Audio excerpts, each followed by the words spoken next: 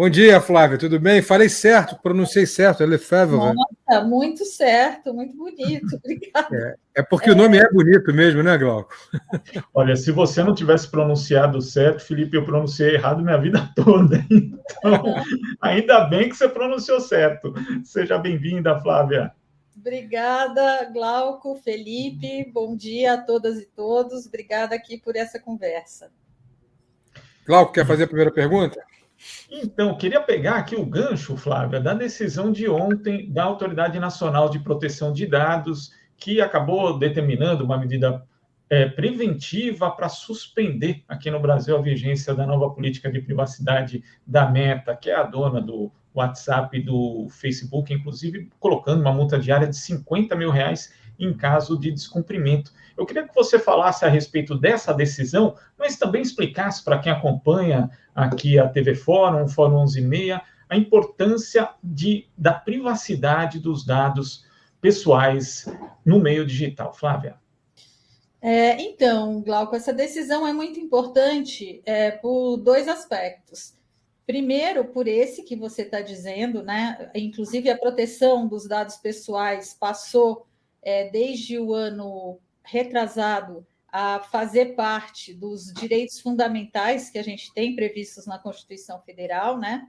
E também o fato de que hoje a Autoridade de Proteção de Dados Pessoais, que foi o órgão que deu essa decisão, ela já está independente, né, da Presidência da República, porque eu não sei se você se lembra que lá atrás, quando a Lei Geral de Proteção de Dados Pessoais foi aprovada, né, ainda no governo do Temer, e com previsão de entrar em vigor a partir de 2018, ele vetou a parte que previa a ANPD como um órgão independente e editou uma medida provisória que depois foi confirmada pelo Bolsonaro, mantendo a autoridade, a ANPD, né, dentro da estrutura da Casa Civil ligada ao GSI, quer dizer, nada mais impróprio, uma vez que a Lei Geral de Proteção de Dados Pessoais se aplica também aos órgãos públicos, porque a gente sabe que são os órgãos públicos que detêm mais dados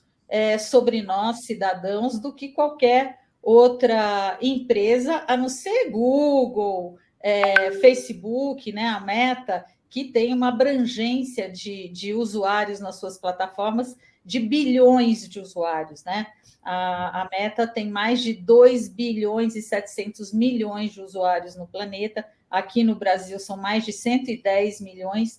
Então, são muitos dados. E quando a gente fala em dados, a tendência é a gente achar que a gente está falando assim, o meu nome, o meu RG, o meu CPF. Mas hoje em dia, né, o que se coleta e trata de dados não é só isso, né? São as nossas experiências na internet. Hoje, esses sistemas algorítmicos que essas empresas usam, né, e programam, elas detectam até o movimento dos nossos olhos, o quanto tempo que você fica olhando para um determinado item da sua tela e tudo isso. Então, proteger a intimidade, os dados pessoais, que são duas vertentes distintas, né, mas que estão ligadas à privacidade, são a intimidade e a proteção dos dados pessoais, porque eles expressam a nossa personalidade. E aí a gente está falando de milhões de pessoas, e entre esses milhões de pessoas, crianças e adolescentes. Então, essa decisão da ANPD ontem foi muito importante e queria destacar aqui um outro aspecto, que é o fato de que há alguns dias atrás, antes da ANPD dar essa decisão, agora como uma autarquia independente, né, não mais como um órgão vinculado ao GSI da Presidência da República, foi o fato de que o Instituto Brasileiro de Defesa do Consumidor, o IDEC, já tinha feito essa denúncia dessa prática ilegal que a Meta passou a utilizar, informando simplesmente para os usuários, olha, a partir de agora, se você não quiser ter os seus dados utilizados para calibrar os nossos bancos de dados para inteligência artificial, você precisa fazer o que eles chamam de opt-out, né? Não é que você precisa autorizar, você precisa desautorizar. E para desautorizar, eles estabeleceram, obviamente, um mecanismo super complexo que as pessoas, nem sempre, a maioria delas, consegue acessar e finalizar o opt-out. Então, a decisão da NPD foi com base em ausência de hipótese legal adequada, estou lendo aqui, tá? O item 4.19 da decisão, ausência de hipótese legal adequada para a realização do tratamento, porque a Meta está dizendo que ela tem legítimo interesse para fazer esse tratamento, falta de transparência na divulgação das novas informações aos titulares dos dados, que somos cada um de nós, limitação ao exercício de direitos dos titulares, justamente por conta dessa questão do opt-out, de você ter que percorrer lá um sistema complexo para manifestar a sua vontade de não participar disso, e tratamento de dados pessoais de crianças e adolescentes em violação ao seu melhor interesse e sem as devidas salvaguardas. Então, foi corretíssima a decisão, uma decisão cautelar, né? A NPD manda que a Meta suspenda até que ela explique melhor, dê mais transparência a como que ela está fazendo, né, a coleta e tratamento desses dados para a inteligência artificial, e essa decisão é de extrema importância. Flávia, eu tenho 3 assuntos que eu quero tratar contigo. Eu tenho muito mais, mas eu vou selecionar só 3. Eu queria falar de eleições, de utilização de inteligência artificial e a reação do TSE. Eu queria falar de como a inteligência artificial se alimenta de dados. Aí eu tenho aqui alguns números para te mostrar dos anunciantes na Meta, mas, por exemplo, como que alguns anunciantes de direita, como o Brasil Paralelo, que basicamente é uma fábrica de fake news, anuncia muito mais na Meta. Mas eu queria começar pela minha terceira curiosidade, que é uma curiosidade que parece um pouco naif, mas não é. É uma curiosidade sobre ficção científica, que parece ficção científica, porque muita gente acaba enxergando a inteligência artificial como uma espécie de Skynet, lembrando do filme Exterminador do Futuro. E às vezes não está muito longe de uma realidade, já que esses dados todos vão criando uma certa autonomia. Nas suas pesquisas, como é que você encara essa possibilidade de uma Skynet ou de uma inteligência artificial que se torne apocalíptica, para usar o termo mais concreto? Ô, Felipe, você sabe que eu estou até escrevendo um artiguinho sobre isso, vai ser publicado a semana que vem. Eu sou daquelas que acho que, como Jorge Ben, dinheiro no bolso e canja de galinha não faz mal a ninguém, sabe? Eu acho que, diante da baixíssima transparência que existe com relação a esses sistemas algorítmicos, e mais, ao fato reconhecido por quem programa, pelas empresas, o próprio Google recentemente reconheceu que é o aprendizado de máquina que foge do controle de quem programa, né? Esses sistemas, assim, quando eles são desenvolvidos, né, por quem faz computação e tudo, eles estão lá limpos, brancos. Só que a partir do momento em que você começa a alimentar de dados, né, com essa base de dados, a máquina vai criando ligações e consequências e criando lógicas, relações lógicas e discriminações que são arbitrárias e fogem do controle de quem programou. E isso é muito perigoso, né? Eu acho que essas ficções que a gente assiste por aí, elas são cada vez mais concretas. Eu não sei se vocês já assistiram um filme chamado Ex Machina. É muito legal. Eu recomendo, porque eu acho que ele exemplifica bem o que a gente está vivendo, né? A história de um personagem que é o sócio majoritário de uma empresa como a Google e que diz assim, olha, eu faço isso, esses mecanismos de busca, etc., para coletar dados, porque, na realidade, o que eu quero é desenvolver uma inteligência artificial e ele já está super adiantado nessas experiências, e não vou contar mais para não dar spoiler, assistam, que vale muito a pena, além de tudo, é um filme lindo.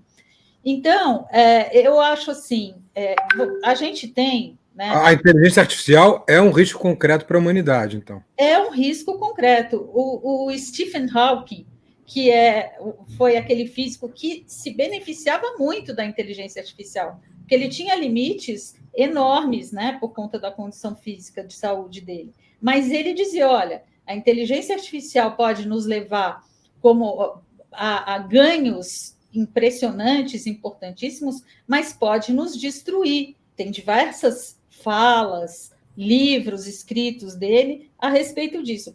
E eu, pela minha experiência, né, tenho muito receio. Acho que é muito bom, acho que a gente pode conseguir muita coisa, mas a gente pode conseguir muita coisa ruim. E passando para a questão das eleições, né, por isso que eu sou uma defensora, apesar de ter gente atacando a resolução que o Tribunal Superior Eleitoral editou agora no começo do ano, proibindo deepfake, que é o uso, né, de imagens para se transformar as imagens das pessoas e tudo, áudios também com voz, usar vozes de pessoas para colocar textos que essas pessoas não falaram. Eu acho que foi correta. Acho que foi correta a previsão expressa na resolução do TSE, dizendo que as propagandas eleitorais, se usarem inteligência artificial, têm de estar rotuladas de forma muito clara para a gente saber que aquilo ali é um conteúdo transformado, né? E outra coisa também que o pessoal fala, que as empresas estão reclamando, que é responsabilizar as plataformas, né, pelo descumprimento dessa obrigação de rotular, e mais, por não impedir discursos de ódio, discursos fascistas, está lá elencado no dispositivo o que a plataforma não pode deixar passar, ela tem que impedir esses conteúdos, porque a gente sabe da rapidez da internet e de quanto que essas tecnologias têm comprometido de forma muito grave democracias em vários países, e a gente já tem casos concretos desde a eleição de 2018 aqui, com o resultado dramático que a gente vive hoje, com esse Congresso Nacional desqualificado e pior, né, analisando a proposta de regulação da inteligência artificial. São esses caras, o astronauta Marcos Pontes e pessoas deste naipe que estão examinando hoje, que vão apreciar a proposta de regulação de inteligência artificial. Então, estamos vivendo um período bem perto aí dessas distopias que você falou aí. Tem comprometido ou já comprometeu a democracia em diversos países, Flávia? Desculpa, Glauco. Já comprometeu, né? A gente já viu o que aconteceu desde a eleição do Trump, a gente viu o que aconteceu com o Brexit, a gente viu o que aconteceu aqui. Por exemplo, vou dar um exemplinho concreto, assim, que muito nos custou, né? Nas eleições de 2018, o PSL, que era então o partido do então candidato Jair Bolsonaro, naquele mandato até 2018, ele tinha 8 deputados.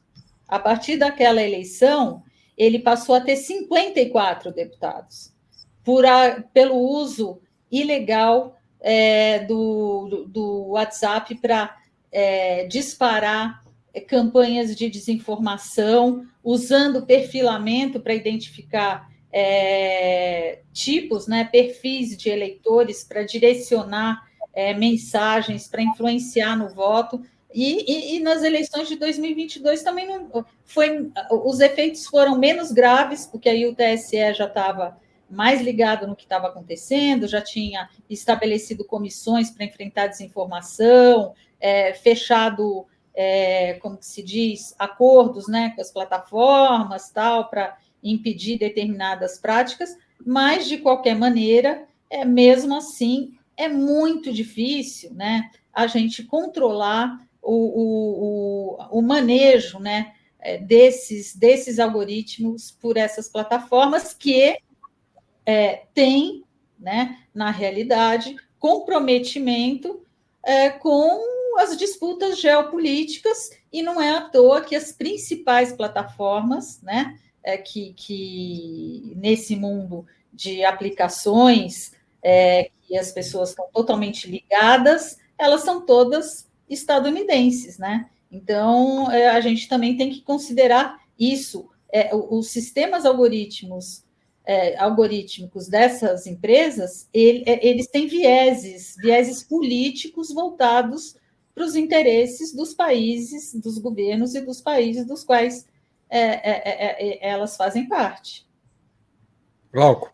Flávia, como o Felipe falou, são muitos temas. Eu vou ter que introduzir mais um aqui, que é relativo a um julgamento que acontece hoje, né, no Tribunal de Contas da União, sobre um acordo entre a Oi, a Anatel e o Ministério das Comunicações, né, um caso que já está tramitando há mais de um ano no TCU e que diz respeito principalmente aí aos bens reversíveis que teriam sido subavaliados pela Anatel. A Anatel, para situar quem acompanha a gente aqui, a Agência Nacional de Telecomunicações é uma das agências reguladoras que tem autonomia administrativa e financeira criada lá atrás no governo FHC. Eu queria que você falasse a respeito desse acordo e explicasse também o que são esses bens reversíveis, porque isso daqui só tem nota, né, na mídia corporativa, mas é um caso que envolve bilhões de reais, Flávia. Isso, Glauco, obrigada pela oportunidade de falar disso. Esse é um assunto importantíssimo quando a gente pensa em soberania do Brasil sobre as comunicações e sobre a democratização das comunicações. Por quê? A Oi, né, que é uma concessionária de telefonia, lá desde 1998, quando aconteceu a privatização do sistema Telebrás, ela é detentora de redes de telecomunicações, os dutos, que são obra de engenharia civil, né, por onde passam as redes, no Brasil inteiro, todos esses dutos que fazem chegar as redes na casa de cada um dos usuários. Ela é dona também de mais de 10 mil imóveis no Brasil inteiro. Então, é um patrimônio avaliado pelo Tribunal de Contas da União que está em torno de 101 bilhões de reais, né? Essa história comprida eu vou abreviar bem, não vou contar o antes de 2019. Vou dizer que contar para vocês que em 2019 a Lei Geral de Telecomunicações foi alterada para que, ao invés de quando os contratos de concessão se encerrassem, esses bens todos associados à concessão voltassem para a União, que é a titular desse serviço de telecomunicações, como estava previsto na lei até então, que se pudesse fazer o que eles estão chamando de migração.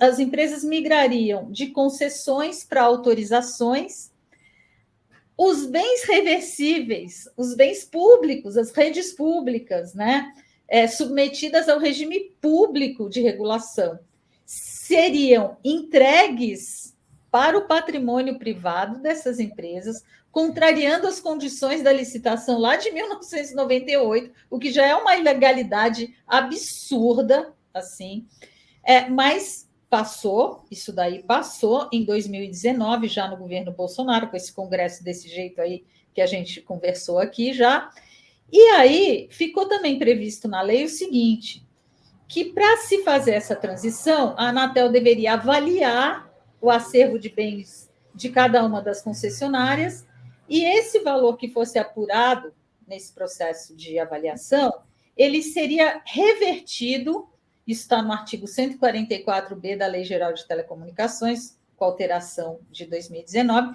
ele seria revertido em novas obrigações para essas empresas, né, que iam ter esse ganho enorme de ficar com esse patrimônio para elas, de investir em novas redes de telecomunicações de alta capacidade para atender a demanda de inclusão digital no Brasil. Bom, a gente que foi contra essa alteração de lei, mas perdeu, a gente falou, agora a gente tem que botar o foco. Eu digo, a Coalizão Direitos na Rede que congrega mais de 50 entidades, né? Então, a gente ficou de olho nisso e vamos ver como é que a Anatel está avaliando isso daí. Bom, em 2020, a Anatel editou uma resolução com uma metodologia para avaliar esses bens e a gente viu que estava totalmente furado, que a gente ia se dar muito mal, e foi de fato o que aconteceu, né? Um patrimônio estimado pelo TCU em 2015 em 121 bilhões, considerando Vivo, Oi, Sercontel e outras pequenas concessionárias, a Anatel aprovou um acordo agora, que vai estar em julgamento no tribunal hoje, para a Oi, de 5,6 bilhões, sendo que o patrimônio da Oi está em torno de 101 bilhões. E a gente não tem certeza nenhuma a respeito da segurança da avaliação desses bens. Vou te dar um fato concreto, um acórdão do Tribunal de Contas da União, julgado em novembro do ano passado, que atesta que para 49,18% dos bens reversíveis, que são essas redes, imóveis, torres, etc., a Anatel, sem adotar o método de avaliação que a lei estabelece, atribuiu valor zero para 49,18% do acervo de bens, e aí chega-se a esses valores ridículos que vão prejudicar a União Federal, porque a gente está falando de patrimônio público, prejudicar a soberania, porque na medida em que esses bens passem ao patrimônio privado das empresas, o Brasil perde incidência regulatória sobre essas redes, que hoje são contratadas dentro do regime público, passarão a ser comercializadas com pequenos provedores, de acordo com os interesses, sabe de quem, Breno? Da Vital, que é uma empresa que é ligada ao BTG Pactual, onde está cheio de bolsonaristas, Paulo Guedes e companhia bela, né?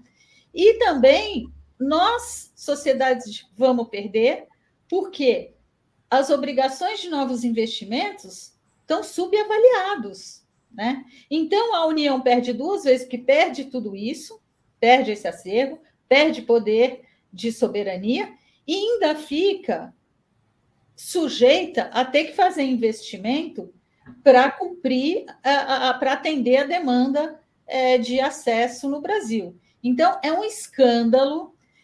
Nós tivemos uma surpresa com uma matéria ontem da Piauí, mostrando que o Ministério Público do TCU apontou irregularidades gravíssimas, caso esse acordo se aconteça, né? A auditoria do TCU também é contra esse acordo, e a gente não sabe o que está acontecendo lá dentro do TCU para que haja uma incidência e uma pressa para que esse acordo seja fechado da Oi. E na nossa ação civil pública, curiosamente, que movemos lá em 2020, e que o juiz ficou tranquilo a vida inteira, não falou nada, ao contrário, quando falou, admitiu a nossa ação, porque a Anatel queria que a nossa ação fosse extinta de plano, né? O juiz falou, não, a ação é cabível, mas não fez mais nada até então. Quando foi ontem, Glauco, às 17h36 da tarde, na véspera do julgamento do Tribunal de Contas da União, o juiz volta atrás e dá a sentença e extingue o processo sem julgamento do mérito, dizendo assim, não, realmente, talvez não seja ação civil pública, deveria ser uma ação direta de inconstitucionalidade, que é o que a Anatel tinha dito lá atrás, e extinguiu o processo, que eu acho que foi a solução que ele achou. Por quê?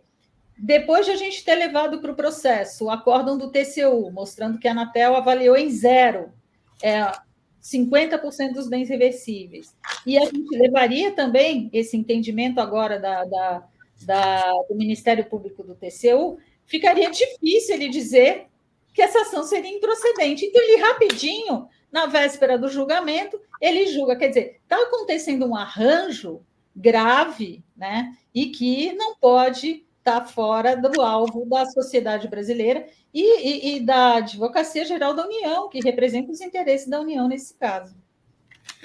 Ô, Flávia, a gente vai terminar a entrevista, que eu sei que você tem que sair, mas eu queria te fazer só uma última pergunta. A gente vai falar sobre os indiciamentos de Bolsonaro que vão acontecer semana que vem.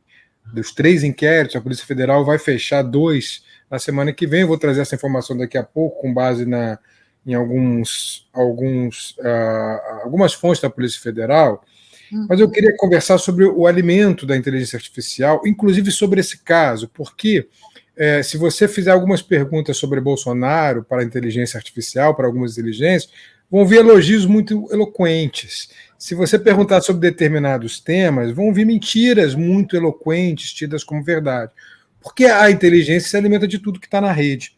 E aí eu comecei a fazer uma pesquisa, a Fórum quase toda semana fala sobre isso, dos principais anunciantes, por exemplo, da Meta. E o principal anunciante da Meta, quase toda semana, é o Brasil Paralelo. E o Brasil Paralelo difunde informações como, por exemplo, que a escravidão foi boa para os africanos, que foi muito melhor eles terem vindo para o Brasil do que terem ficado na África. E aí difunde informações como se o Bolsonaro fosse inocente dos crimes que cometeu. E como a gente vai falar disso daqui a pouco, assim que você for embora, eu queria te perguntar como neutralizar esse tipo de alimento para a inteligência artificial, se é possível neutralizar, que ela se alimente dessas fake news produzidas por quem dá o dinheiro, pelo dinheiro de anunciantes como o Brasil Paralelo, por exemplo. Então, Felipe, você sabe que nas eleições passadas, agora de 2022, o Brasil Paralelo fez propaganda eleitoral não considerada pela lei eleitoral como propaganda eleitoral, e essa é uma das críticas que eu tenho feito de que a gente precisaria fazer uma reforma eleitoral para enquadrar esse tipo de atividade jornalística, né? Porque eles se revestem, são altamente financiados para apresentar programas com uma fachada de jornalismo, né? Mas na realidade estão financiados pela extrema-direita, e eles então trafegam, impulsionam, né? Pagam muitíssimo, como divulgaram os dados do próprio Google, né? Para impulsionar os conteúdos no YouTube, que tem uma audiência imensa, se favorecer, consequentemente, dos sistemas de recomendação, de monetização dessas plataformas. Então, a gente, para impedir isso, a gente precisaria ter a lei de regulação de plataformas, e que as plataformas fizeram um lobby pesadíssimo para impedir, assim como estão fazendo agora de novo com relação ao projeto 2338 sobre inteligência artificial. Estão acontecendo desde ontem audiências no Senado discutindo esse projeto, né? E a manifestação das empresas é sempre no sentido de ir contra a proposta de lei, que já é boa, tudo, é bem intencionada, mas não é suficiente para os riscos potenciais que a inteligência artificial traz, mas eles querem menos. Eles querem leis principiológicas, têm sido essas as manifestações que eu acompanhei na audiência pública que aconteceu dia 1º, e ontem parece que tem mais uma hoje. Então, a gente, para reduzir, limitar esse tipo de dano que você está relatando aí, a gente precisaria de uma reforma na lei eleitoral, e a gente precisaria aprovar uma lei de regulação de plataformas e uma lei de regulação da inteligência artificial, porque senão a gente está na mão das práticas comerciais abusivas dessas empresas, né? Altamente opacas, e sobre as quais o Brasil hoje não tem governança nenhuma. Então a gente está na mão dessas empresas, e não é só o Brasil Paralelo, né? O Brasil Paralelo é a Jovem Pan. A Jovem Pan tinha um acordo com o YouTube, né? Recebeu um financiamento do YouTube. Então, obviamente, se você tem uma plataforma que faz um acordo comercial com uma determinada empresa de conteúdo, ele vai recomendar, ele vai dar um tratamento privilegiado aos conteúdos dessas empresas com as quais ele negocia. Mas, e para isso, a gente precisa ter regras, né? E a gente não tem, né? A gente até tem, né? Mas, assim, a gente precisa de regras específicas, né? No campo eleitoral, no campo de governança sobre transparência desses sistemas algorítmicos e restringir esse tipo de atuação. Isso não é cerceamento de liberdade de expressão, isso é garantia da liberdade de expressão, do direito à informação, do direito de informar, da democracia e das garantias republicanas que estão muito ameaçadas hoje em dia por essas novas tecnologias. Flávia Lefebvre, adoro falar esse nome, especialista em inteligência artificial, advogada. Certamente precisarei dos seus serviços em breve, e acho que todos nós aqui, dos seus serviços advocatícios. Muito obrigado pelos esclarecimentos, acho que todo o público aqui da Fórum tem vários elogios aqui, não vai dar tempo de ler todos, mas depois você pode olhar aqui que várias pessoas estão mencionando a qualidade da sua fala aqui para esclarecer o público sobre esse problema que é a inteligência artificial. Muito obrigado por aceitar o nosso convite. Eu que agradeço, e deixa eu só explicar, não sou especialista em inteligência artificial, não, eu estou estudando. Então, vamos lá, a gente chega lá. Obrigada, gente, tudo de bom. Obrigado, Flávia. Obrigado.